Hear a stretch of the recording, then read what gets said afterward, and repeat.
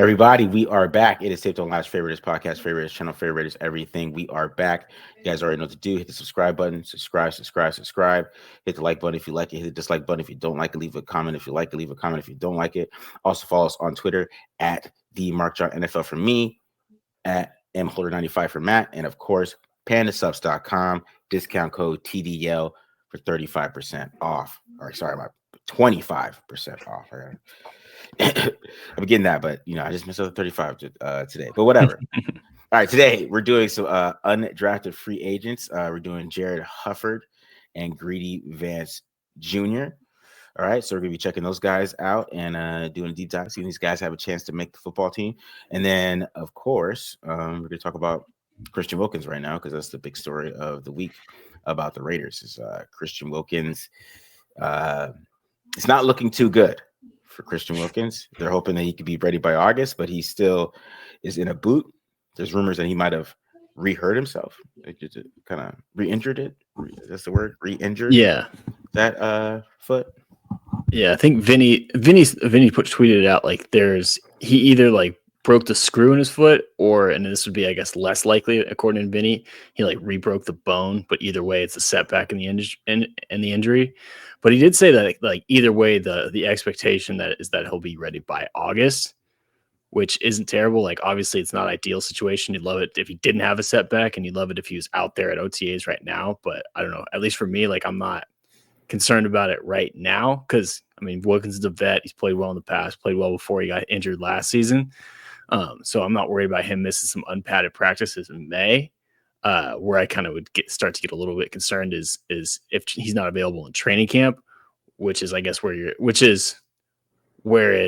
gets a little more concerning of like, okay, now the timeline's getting pushed. So like, it seems like he might be ready right at the beginning of training camp, and maybe you have to take like a week off at the very beginning because camp starts at the end of July, and if he's not ready till August, obviously he's going to miss a little bit of time. But right now, I'm not terribly concerned, but it definitely is. It's not comforting to have him out there, that's for sure. Yeah, because even if you look at it a couple of ways, because Malcolm Kuntz didn't practice either, but it wasn't really a big deal about him, right? I mean, it wasn't a story. It wasn't really anything about it. People were just like, okay, hey, Malcolm Kuntz wasn't practicing. He's supposed to be ready. He actually had a press conference. You know what I mean? So it's like a totally different situation than that. So that's what's a little bit the scary part of it is you have Malcolm Kuntz who's coming off a big injury too, right? That, I mean, maybe it was a little bit earlier, but nobody's really making a big deal about his injury. He got re-signed. He got $12 million. So, obviously they feel comfortable with him, right? And they don't feel comfortable with Christian Wilkins. What scared me too is like I follow a couple Seahawks guys, right? Just from, the film stuff. And if one of them like retweeted something about if Pete Carroll's saying this, then it's serious. And I was like, really? That's not a good feeling, right? So, because Pete Carroll's a little bit of a truth teller. So he's going to go up there and he's going to tell you the truth in the most coach speak you can. Obviously, we learned that with like Ashton Genty and all that stuff. When they drafted Ashton Genty, they were lying to us. It's like smoke screen. Smoke screen is like, no, it wasn't. So, yeah, I'm a little worried about that.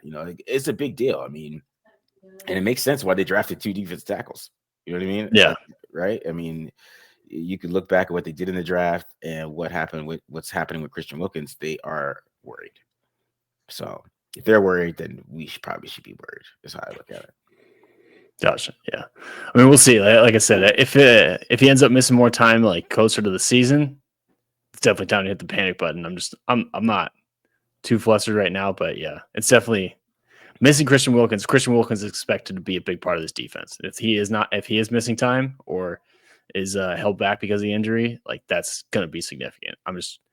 I'm trying to stay as optimistic as I can right now, but yeah. And I think with Kuntz too, it's like he was expected to miss this time because torn ACL usually takes at least like 9 to 12 months for you to really be ready to go. So I think it's kind of expected that he wasn't gonna be participating in the spring at all this year. Okay, yeah. I mean, yeah. Hopefully, we'll see what happens with Christian Wilkins. I mean, he might be ready by training camp. I mean, that's really all that matters, anyways. Yeah. At this point, I think that's all we can do is just kind of sit back, play the waiting game, and just take the news as it comes. If he ends up having to have surgery again or whatever, then that's going to be a big problem for sure, which I don't think that's on the table right now or anything, but just saying, like, that's the line where you start to get real worried. That's when we're talking about, is he going to miss another season? Yeah. Yeah. And then, the whole talks about how much money they gave him. They only got 5 games out of him. That's oof. So- 5 good games, 4.5 really good games. That that oh, would be on brand for the Raiders to like get a guy like a slam dunk signing, have him play well, and then just injuries end up derailing it. most Raiders shit ever, man. I mean, that's basically everything. My entire Everything. life, the last Yeah, 20 exactly. years. The last 20 years of our lives, bro. It's just is these type of situations where a guy you sign him, and he plays really well, and then he's injured and he like never plays well again or And I never feel like comes back that's and part plays of the again. I feel like that's part of the panic in the fan base is we've been so tortured for so long with situations just like this that just never work in the Raiders' favor, and then it feels like we're staring down the face of another one. Yeah, it's all bad. It's all bad right now. All right, really nothing else happened in OTAs. I mean, Geno Smith threw 3 interceptions, but I guess that's a big deal. He also had some long touchdowns, Trey Tucker, I guess. From what I heard, and I just think the offense can be more explosive, and as long as it's not 7-on-7 interceptions, we're okay. That's why I feel about it. I feel that. Yeah, for sure. I feel like it's good too that him and Trey Tucker established a connection. Like I think we talked about it before. Like Trey Tucker last year, like had like the 4th most uncatchable targets in the league last year. And I mean, I feel like if you look at Tucker, I don't think he's quite on this level yet or anything or near it quite just yet, but he could kind of be like what Tyler Lockett was with Seattle with Geno. I feel like that could be kind of his ceiling, so to speak, if you will.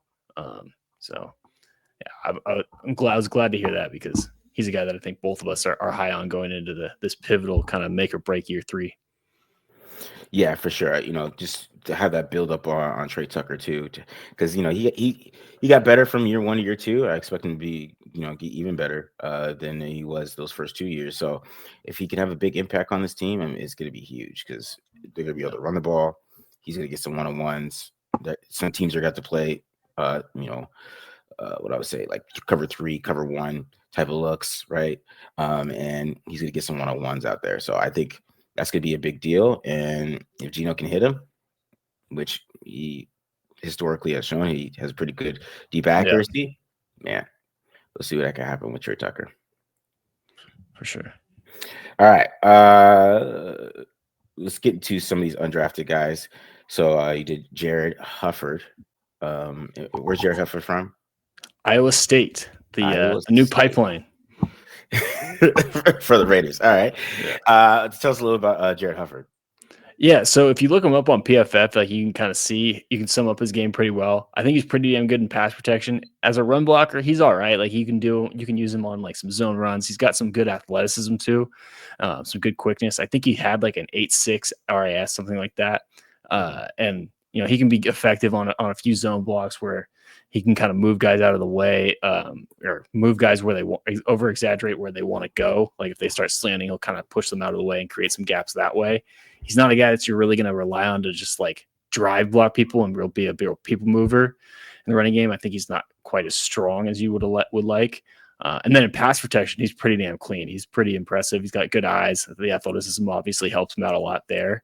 This probably isn't a great comparison to sell him to everyone, and especially for you, but he kind of reminded me a little bit of Andre James in a certain extent, where he's like an athletic center who again is good in pass pro, and there's a few run blocks that you can kind of use him on, but it's definitely limited in that area. But when you look at the Raiders roster, like if I told you Andre James was a backup center, I think you'd be okay with that. You know what I'm saying? And I think that's where he's going to be competing is their Raiders kind of have an opening or they have a void that might be able to get filled behind Jackson Powers Johnson, where right now it's Will Putnam. I mean, granted, maybe they'll shift some things around and put a guy like Jordan Meredith or Dylan Parham at center, but that's one roster spot that's open, and the guy he's going to be competing with primarily for it is Putnam, who was an undrafted free agent a year ago. So it's not like he's got stiff competition, and definitely a guy that at least has a chance to make the football team. And again, with what he does in pass protection, how you can use him on zone runs, might have a chance to make this roster if he has a good summer. Yeah, I mean that's the best way to make this roster. I mean, tackle is just too tied up. I Yeah. mean, I saw Dalton Wagner try to take out Charles Grant on film, and I thought that was I don't know, what are you doing, Dalton? That looked a little personal. Like you're trying to do something. Like you're trying to get your spot. He's trying to send a message. I'm gonna make this team. That's what Dalton Wagner said during that drill. But at center, like it is open. I mean, because you got to look at it. I mean, dude, who is their backup center right now? It's Will Parham, Putnam. right? Will Yeah, Parham, yeah. But like on the depth chart, you know what I mean? Like it's like Will Putnam, who again, undrafted guy a year ago.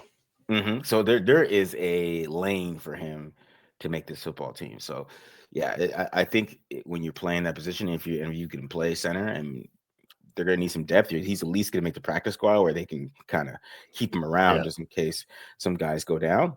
So definitely a path for Hufford to make this football team.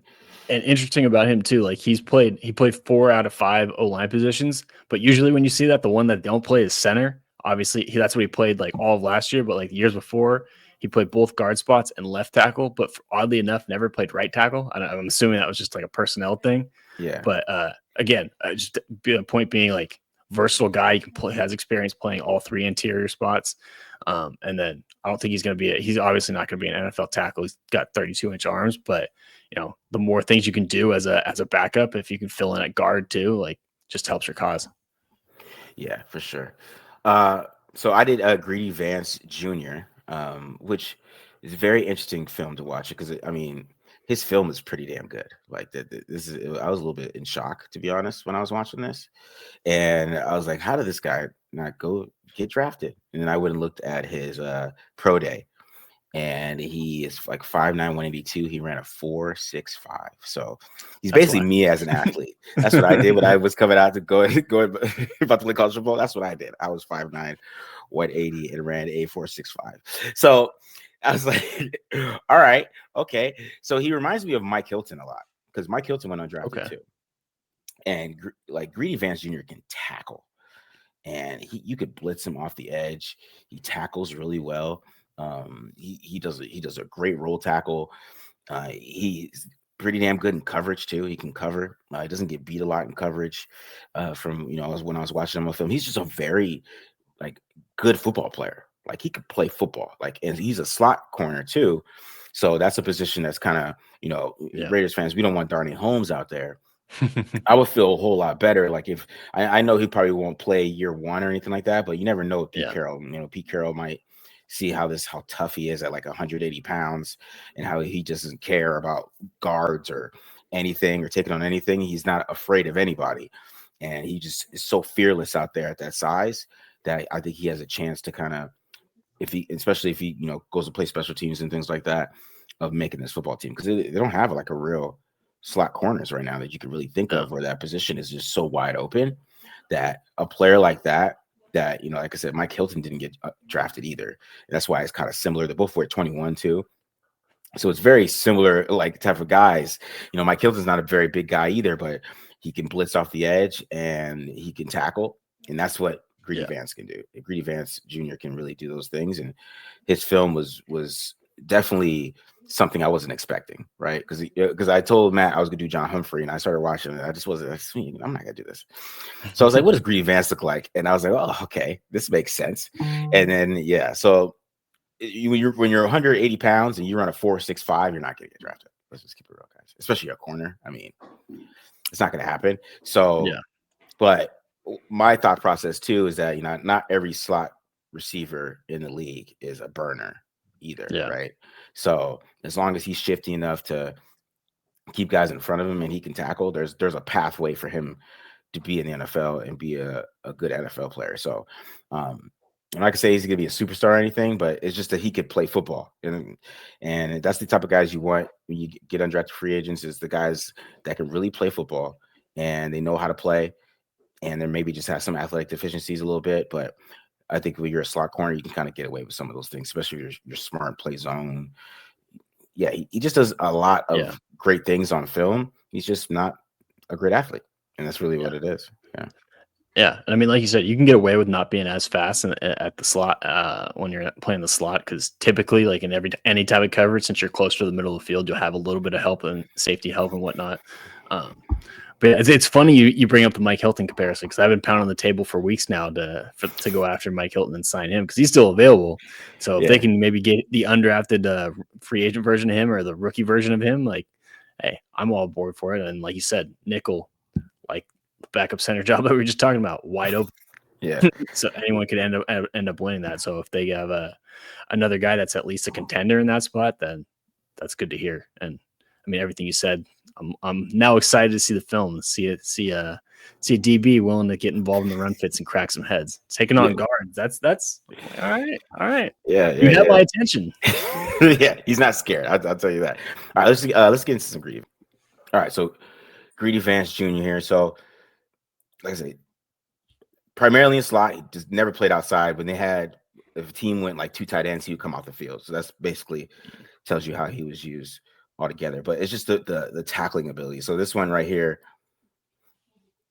you see him kind of playing the slot, playing inside, sees the run play, right? And he's just patient, attacks. And like I said, he's a smaller player, so he knows his size too, which I really like. Is that he's not going to try to take anybody's head off. He's like, I'm 180 pounds. How big is this running back? I got to go to his legs, but he's so effective with it. It just takes him out right there.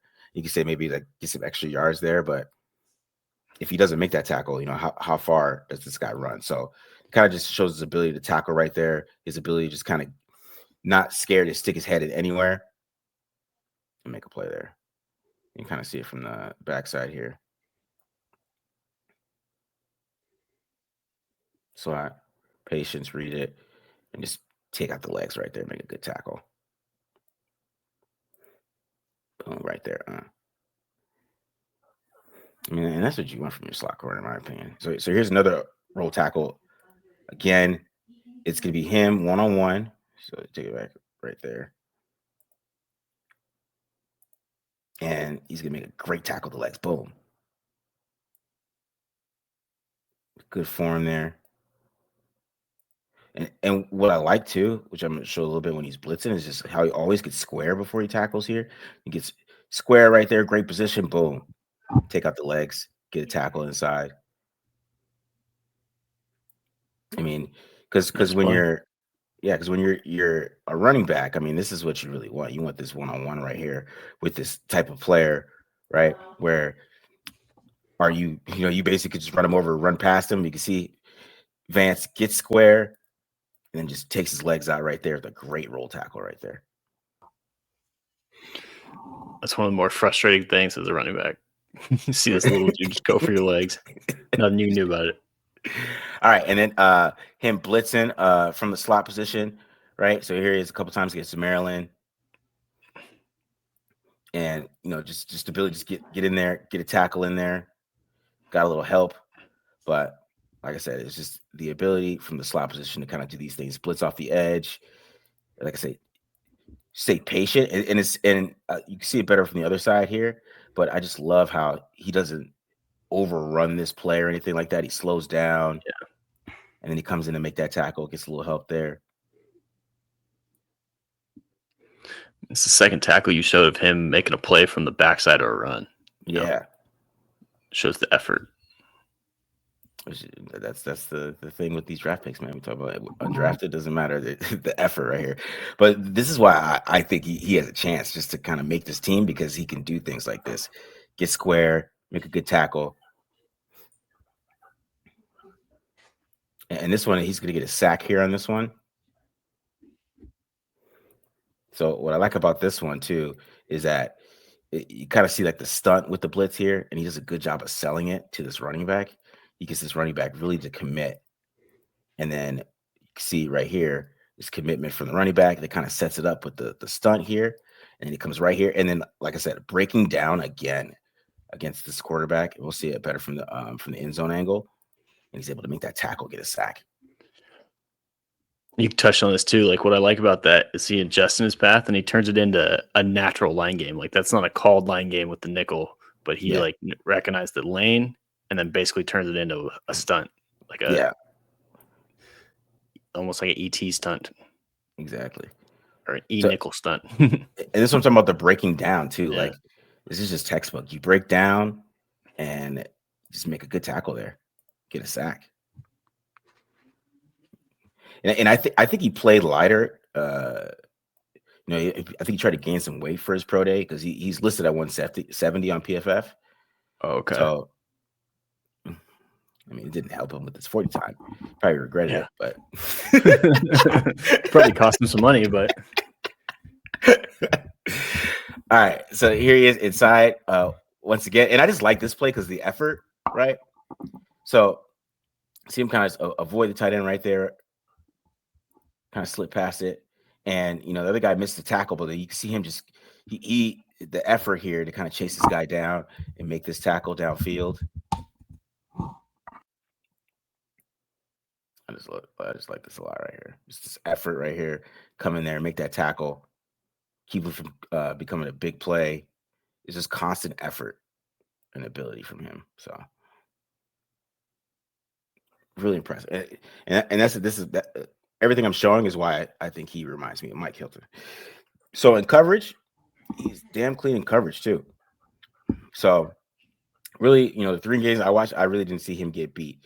And what I really like about this one too is they're going to kind of do like a kind of a pick wheel route here, and he does a great job of staying over the top. So he stays over the top of this. It's like he was like he knew it was coming, and he's able to be in great position and make a play and basically force a tough throw.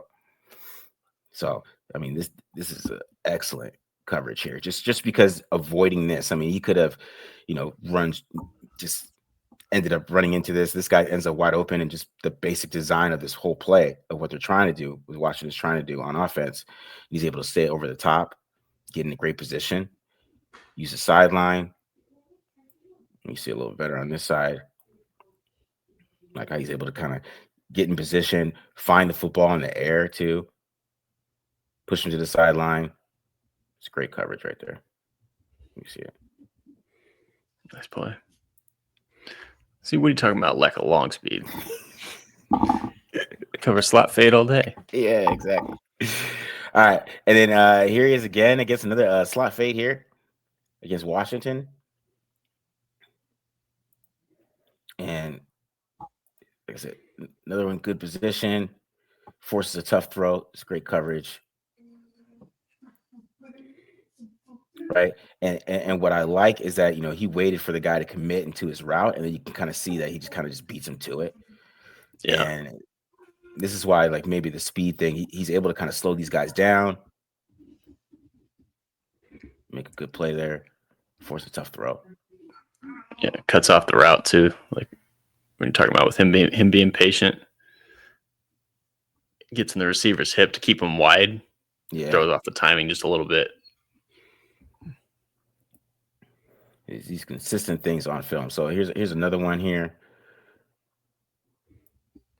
And really, I really like about this one too is just the patience, right, with off press coverage, and it's funny just with his 40 time, because it feels like he trusts his speed so much, because then he's able to get his get in good position right here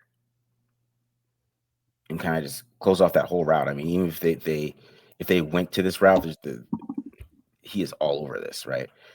And this is what you like from the slot, man, because you get these type of routes and somebody that understands what's happening in the slot. Like, he's just a really good slot corner. Yeah. Right. Yeah. It just watching this is like total proof that a lot of getting drafted is your athleticism, because even this one right here, kind of the same thing. So go back here on this one.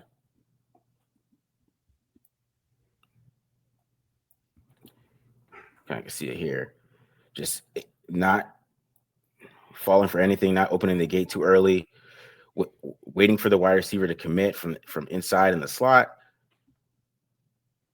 All over that route. Nothing for the quarterback. Nowhere for this quarterback to throw this football. It's another good one right here.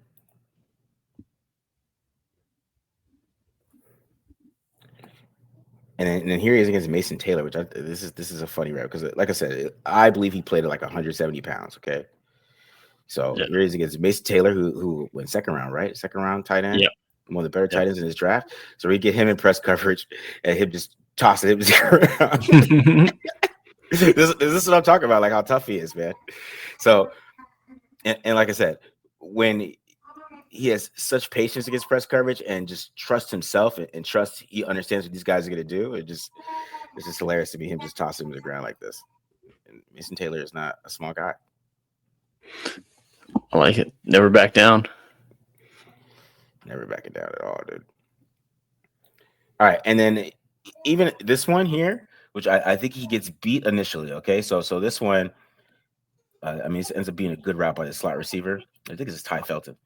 Uh, and he basically kind of does a little bit of a diamond release here, and then he gets Greedy Vance a little bit. But what I love on this one is Greedy Vance's hips. You see how quickly he's able to basically recover on this one, and that's what I'm talking about. Was playing slot corner is not all about speed, because you see the ability to just kind of flip his hips quickly right there. He's already back in position against this route concept, and he's right there all over it. Yeah. And you got to think about it. He got beat initially here. Like, he gets beat off the line. You see how quickly he just flips his hips and gets right there. Yeah, that was a nice rep. So it's just a lot to like about him on film. It was super interesting. It was some of the best attractive free agent film I've watched in a minute. I'm not gonna lie to you. All right. All right, and then in zone coverage, he's really good too in zone coverage. And like I said, he's such a good tackler. He's a perfect fit for a lot of zone coverage here. So see him in zone coverage here, and ends up being a little just a quick little dump off here. He's able to come up, make a tackle, get some help inside. It's just he sees everything so quick. You see how good he is at he's able to understand what's happening in front of him. And he doesn't even have to transition here because he understands what's happening. That he's able to get square quickly right here and then kind of shuffle and make a tackle. It's just these little small things he does. And this is one of my favorite plays here on this one, because he's gonna. Basically they're playing cover 3, but I think they have a check where he's gonna run with the slot here, right? And what I love about this play is that he runs the route for this guy. So this guy's about to do like an out route, kind of like a sail concept. He understands that. He just runs it for him. And then, okay, so basically just runs the route for him. Boom. Okay, that's a sail. So I know that, understand that. Maybe the ball's gonna come. Maybe I can get a pick here. But Nussmeier is gonna throw to Mason Taylor, and he's gonna come down and make a open field tackle on Mason Taylor. Boom. Nice. So this is what type of player he is, man. Boom. Open field tackle in zone coverage. So, like I said, man, there's a lot to like about him on film. Like, it was really super interesting watching him play and all the things he can do. Because I really feel like there's a path where he can make this football team in a serious path, because there really is no slot corner that you feel like that he can play slot like he does, where they can blitz, they can tackle really well. It's just everything that Pete Carroll loves in a slot corner. And and you can say that he's a little bit undersized for what Pete Carroll likes there, but if Pete Carroll does like a player that is a smaller type of player, it's going to be in the slot, of course, because that's where it happens. And I think that Greedy Vance has a chance to kind of implement himself, if he has a good camp, that he can make this football team, or definitely make the practice squad where he is. Some guys go down, he's going to be there, somebody around that they could pick up and see what happens, man. Maybe he could really play. Yeah. I mean, if you're not going to be a great athlete, being smart and physical is a great way to overcompensate for that. And then, I mean, that's clearly what he is. But yeah, and I mean, that was impressive. Like you said, that was pretty damn impressive. I feel like if he had tested better, he probably would have at least got drafted. But yeah, and I was curious. I looked it up. Like, USC's website listed him at 172. So, and he weighed in at 182 at the pro day. So he put on like 12 pounds. So yeah, that was probably exactly what happened. Is he just got a little too big, a little too quickly, and it didn't quite have the 40 time he was open for. But yeah, it is funny that he just put on all that weight. And then size wise, like, pretty comparable to Hilton, who you said, like, Vance is just a shade under 5'10", Hilton's shade under 5'9", 178. Vance has like half an inch, quarter inch longer arms, so pretty comparable, at least in that regard. Hilton did run a 4.55, so a little bit faster, but yeah, again, Vance playing with some new weight for probably the first time he ran a 40 or was timed in a 40 with his at his new weight. So gotta get used to it a little bit. Yeah. But like I said, he could play football, man, and that's something that can help you play long in the NFL. Is just that ability to be smart, physical, understand zone coverage, understand route concepts, all those things from the slot position. You can tell that he really deep dives in the film, and he's prepared every week. He really stood out on that USC defense. He was really he balled out. So I was really impressed with that. That's nice. All right, dude. Let's do some Jarrod Hufford. All right. Start off with a few what he can do in the run game. Again, a couple zone runs here to begin. This is gonna be the one I was talking about, the jump, where he doesn't really, not necessarily a people mover, but again, with this defensive, with his 2-eye technique, kind of working wide post snap, what he does a good job of is just over exaggerating it. So like you can see, like here, like obviously the D tackle's trying to get somewhere or move laterally, so he just ended up pushing him. And I mean, we push him past the hash, the college hash there too, and it helps create this nice little cutback lane for the running back to exploit and get a nice little chunk grain on the ground. Similar clip on this one too, same kind of thing. D line is just going to be slanting, and just does a good job of sealing them off. Like nothing special, not an ass kicker by any means, but at the very least can take that guy where he wants to go and exaggerate that to create those cutback lanes.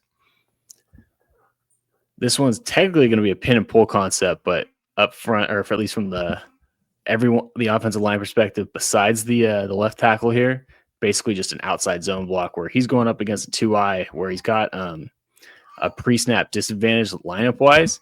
Like you'll see like the quickness and the agility, and on top of it, the ability to get those hips around to execute that reach block. Play it one more time. Do see a little bit of the pad level issues here. Like you can see he makes contact. And he's super high. Also not a great base. And that's probably part of the reason why he's not like a good drive blocker. Mm-hmm. But when you're trying to get around a guy, that'll work. And he can do that at least every now and again. You get away with it in college football. Yeah, a little bit. On top of that, too, he's a decent like combo blocker on these like inside zone or mid zone concepts. Like you'll see this one, like what I like that he does is he does a good job. I think this is Corleone, who's one of the better nose tackles, or one of the better D linemen that Cincinnati had last year. Mm-hmm. Probably get drafted next year.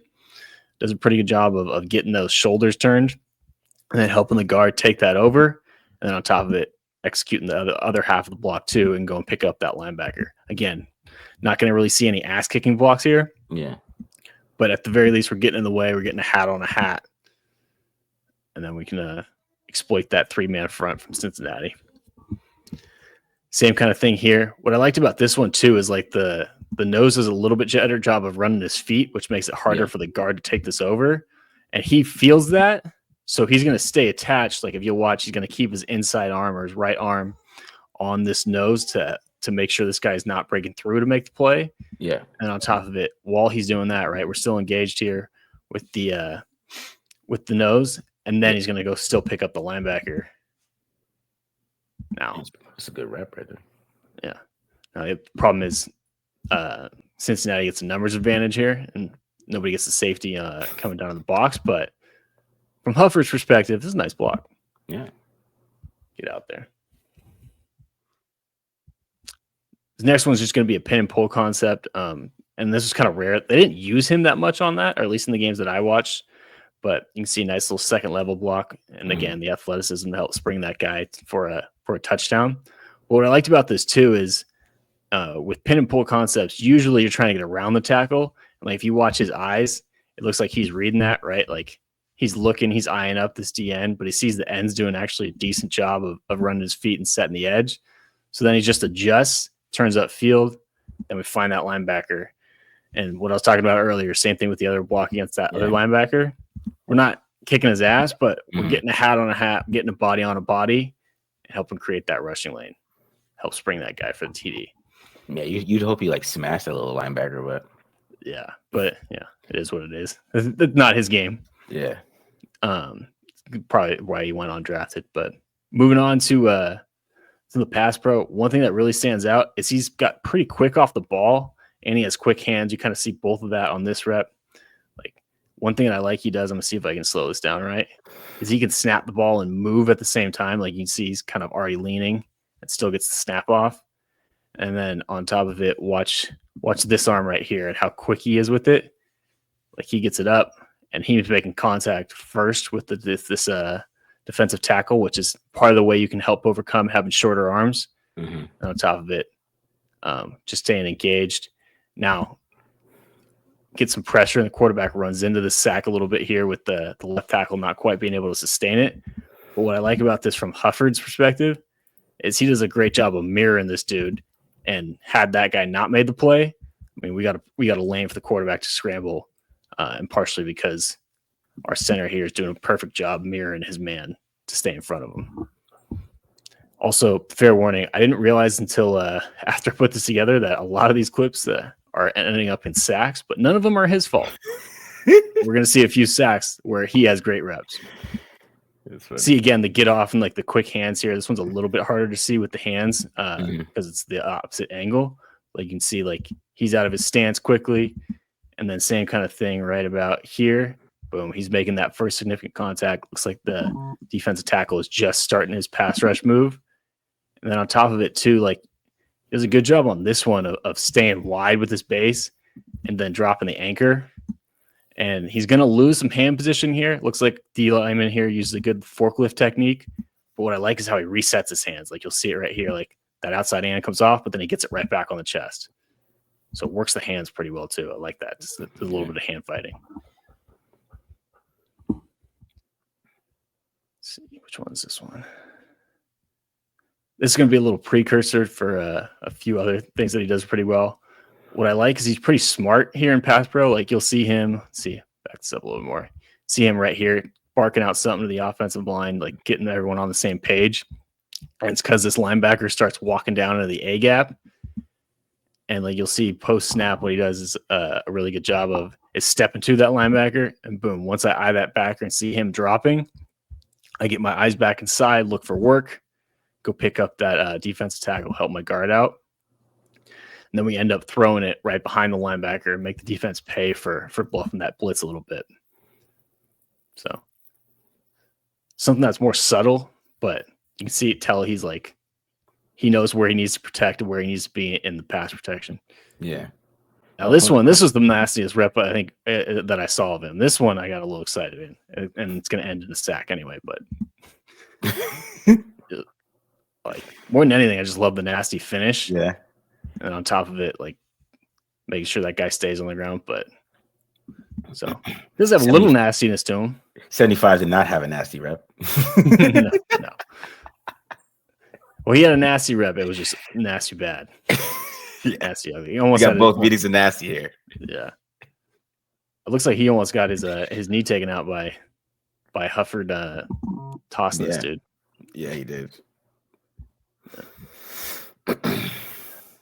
The other thing that I think he does really well in pass pro is he has really good eyes, and like this is going to help him. Also, we'll see this later. Like help him pick up stunts. But what I like about this rep is he's going to turn to his right initially, and he's going to eye this two technique defensive tackle. But if you watch like post snap, this defensive tackle is going to start working wide, and the line's going to start slanting to the strong side. So Hufford gets his eyes. Like right now, he's eyeing this eyeing 58 here, eyeing that defensive tackle, but he sees him works wide, and then just watch Hufford's eyes, gets him back inside, and then he's able to take the fight to this other defensive tackle and pick that guy up. What happens a lot of times with these sort of schemes is if the center is late to do that, late to get his eyes back inside, this defensive tackle is going to be right on him and almost like pick him and just kind of and catch him by surprise and end up getting some pressure. But with him, he's so quick to recognize it. He gets himself not only to be able to redirect, but get in a good position to take on the block. Just our left tackle here. I don't know what he's doing. I guess he thought he had a dual read, but yeah. Might want to block the guy that goes and gets the sack. Next one's going to be similar. Actually, going to be more similar to that clip we saw a few snaps ago, where again pre-snap getting everyone on the same page. Kind of a weird look here from the defense where they might have a blitz threat with both these linebackers so close together. You might be thinking, hey, he's going to come into this A gap and they're going to twist or something like that. So what I like is he's going to eye this backer to the left here. You see him. And then once he realizes that guy's just dropping and staying in coverage, now I'm going to go help my guard, go look for work. Yeah. Rarely got beat in pass pro for sure. When I watched maybe once or twice on about 100 reps. So Iowa State threw the ball a lot. Yeah. For no reason with this quarterback. I don't know why you're throwing the ball out with this guy. But anyways, go ahead. Moving on to the stunt pickups, going to get a little D tackle twist here. And he just has like a feel for like when they're coming. Like this one is pretty impressive because the guy he's blocking is the looper or the second guy to move in the line game, and like he's engaged with them here, and I guess maybe he feels them kind of start to give up and start to loop inside, and just gets his eyes right back outside, and boom, like same as that clip that we saw earlier, gets in a spot to be able to fight fire with fire and be physical and fight back and pick it up and pass it off. So pretty impressive. He's got really good peripheral vision, and we'll see that here in a second. Now this one gets a little help because the DN gets his feet clipped here on the twist with the nose tackle, but same type of thing, like follows the nose, let's pass that guy off. I mean, you can see like right here, like even if this DN stays on his feet, he's in a great spot to be able to pick up this stunt. And then on top of it, because of that, he's able to take advantage and just bury this dude and keep him on the ground. Let that quarterback get the ball off for him to get it tipped anyway. Yeah. Last one here. Again, just another stunt. Like this one was the one that really kind of sold his peripheral vision to me. Like you'll see like he's fully like locked on to 99, and then just somehow he sees two here start to come in, pinch inside, and then boom, just gets his eyes out, picks up that stunt. So pretty impressive. Just really good eyes in pass protection, and then has the athleticism to be able to put himself in a good position to take those on. So yeah. Again, don't mean to make that out to be any sort of special film or anything like that. That's why he's an undrafted free agent. Definitely not an ass kicker, but does a lot of things well in pass pro where I think you can get by with him, like to give himself a chance to make this team, because those stunt pickups are pretty damn impressive. And it definitely has a high football IQ, which again, I think is the common denominator with a lot of these undrafted free agents, even going back to guys like a Jaw Joyner or Mello Dotson. And I mean, you're talking about with Greedy Vance, same kind of thing. So guys who know the game well, for sure. Yeah, definitely a smart player, man. When you watch, especially pick up the stunts. I mean, that's something the Raiders have been having issues for since the turn of the decade. So, I mean, just that ability to understand that's how you make football teams when you're a center, and with the opening of the depth chart, that there is no center depth chart behind these guys, and they probably have to have this rotation of Kappa and Parham that they probably have in their head. It's better for him to kind of make this football team and maybe beat out Will Putnam, which might not be that hard for him. So it's one of those things with how many linemen they're gonna keep is gonna be interesting, because they're gonna Rodgers and Grant are gonna make the football team. So there's 7 linemen that are going to make this football team. We know who they are. So it depends on how many they keep all together to kind of fit this football team. But it's going to be interesting to see who makes this football team as an offensive lineman, because it is there is a basically open competition at center. Yeah, I mean, the way you got to look at it is if there's 7 guys that are locked, they're going to keep 9 or 10. So that means 1 or 2 spots are available, and one of those is going to be a tackle. You know what I mean? Yeah. So it's really about 4 or 5 guys probably battling for one spot on the interior and the backup. So it's tough. It's a tough sledding, but when you can do stuff like that and be reliable in pass protection, I think you have a better chance of making the roster versus maybe not, even if you're not necessarily an ass kicker in the run game. Like if I can just count on you to at least be in the right spot, because that's the thing. Even in the run, like it wasn't like he was getting like worked all that often. It was just he's not anything special. You know what I mean? Yeah. Like he can at least get in the way. I put it that way. Yeah. Just don't know if he's going to ever be a big factor. Yeah, exactly. All right. So I hope you guys enjoyed this episode with some undrafted free agents here. So, hit the subscribe button, subscribe. Of course, we keep coming with the content. Probably start getting some of the players that, we expect to have big years and, different types of things and, just keep the summer rolling here. So, but stick with us. Check out all the other draft pick breakdowns we got. Like every single draft pick we've done any little specials on Ashton Genty. You love Ashton Genty. Go check out the receiving ones or the missed tackles. We did some some special ones just on Ashton Genty. So go check those out. And yeah, ready to keep it coming, guys. And also I did Jack Besh every single target versus Kansas for the members. So check that one out too as well. And yeah, and then we'll coming back with Friday Night Live next week. We just keep pumping out this stuff, guys. So hit the subscribe button, join the channel, support the channel, and we are out of here. Peace. Peace.